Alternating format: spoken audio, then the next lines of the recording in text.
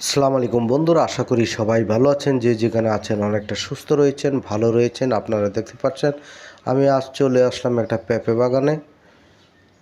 হাইব্রিডে কিন্তু দেশ ভরে গেছে, অনেক পেঁপে রয়েছে। পেঁপে ফুল ফুটে আছে, এখনও পেঁপে ধরেনি, তবে এইসব হচ্ছে হাইব্রিড। গোড়া থেকে পেঁপে ধরে থাকে, কিন্তু এই পেঁপেগুলা পাকলে কোনো মিষ্টি লাগে না।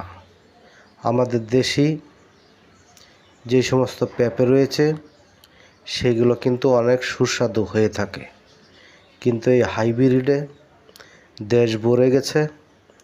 এখন এই সমস্ত পেঁপে পাকলে কোনো মিষ্টি নেই, শুধু পানির মতো। কিন্তু এটা তরকারি পাক করে খাওয়া যায়।